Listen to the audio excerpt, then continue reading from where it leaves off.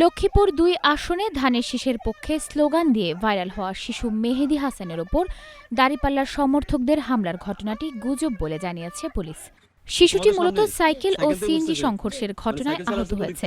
আহত শিশু মেহেদী হাসান মাহাদেবপুর এলাকার মনির আহমেদের ছেলে এবং ৫ম শ্রেণীর শিক্ষার্থী।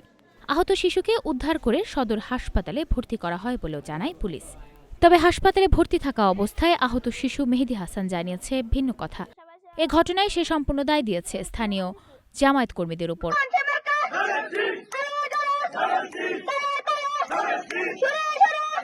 গত ৪ ফেব্রুয়ারি বুধবার দুপুরে লক্ষ্মীপুর সদর ও রায়পুর উপজেলার দালালবাজার ও সোনাপুর ইউপি সীমান্তবর্তী মহাদেবপুর গ্রামে ঘটনাটি ঘটে।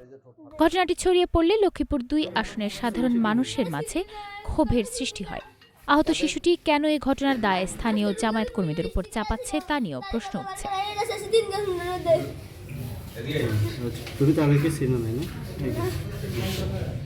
তবে অনুসন্ধানে দেখা যায় ঘটনার ভিন্ন চিত্র। শিশু মেহেদী হাসানের মা লাভলি ওয়ার্ড বিএনপির একজন নেত্রী। ধানের শীষ প্রতীকের প্রার্থী আবুল খায়ের ভূঁইয়া নির্বাচনী উঠান বৈঠকে স্লোগান দিয়ে সামাজিক যোগাযোগ মাধ্যমে ভাইরাল হয় শিশু মেহেদী।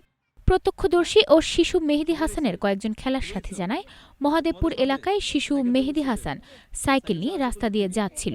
এ সময় বিপরীত দিক থেকে একটি সিএনজি আসতে দেখে সে সাইকেল নিয়ে ভয়ে পাশের গর্তে পড়ে আহত হয়।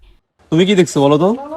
এমনি ধরে সাইকেল চলাইছে, সামনে সিএনজি আসছিল, কন্ট্রোল না করতে হয়ে গেছে, নাক ট্রাক চলাইছে, এমনি চলাইছে, আমরা কলেনি হানি, মুখে একটা হানি দিছি, পরে চলে গেছে, আমরা দিছি সবাই।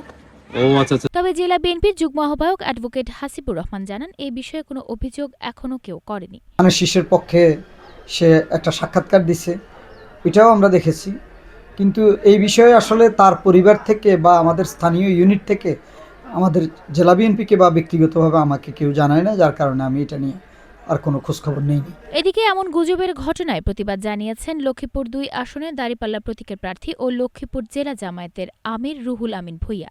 যাওয়ার সময় একটা বাচ্চা সিএনজির সাথে সাইকেল নিয়ে আসতে পড়ে যাওয়ার পরে সেটা তার কোথাও হয়তো জখম হয়েছে। এটাকে কে বা কারা উদ্দেশ্য প্রণোদিতভাবে জামাতে ইসলামের উপরে চালিয়ে দিয়েছে। এদিকে সড়ক দুর্ঘটনার বিষয়ে ঘটনার সত্যতা পেয়েছে লক্ষ্মীপুর সদর থানা পুলিশ। ঘটনাস্থল পরিদর্শন করে সড়ক দুর্ঘটনার বিষয়টি জানতে পায় পুলিশ। মেডিকেলে যা বলছিল, তো এটার পরিপ্রেক্ষিতে আমি কিন্তু সঙ্গে সঙ্গে পুলিশ পাঠিয়েছে। আমি সদর ওসিকে বলেছি আপনার মোবাইল টিম পাঠিয়েছে, এবং আমরা যেটা জেনেছি সেটা হচ্ছে একটা সিএনজির সাথে হচ্ছে ছেলেটার হচ্ছে বাইসাইকেলের একটা হয়। এটা যদি দলীয় কোনো পরিচয় কিংবা দলীয় কোনো ব্যাপার এখানে এটা খুবই আসলে দুঃখজনক, যদি কোনো ঘটনা আসলে কিন্তু ঘটেনি। নির্বাচনে দলীয় প্রভাব বিস্তারে এমন গুজব ছড়ানো থেকে বিরত থাকার আহ্বান জানায় পুলিশ।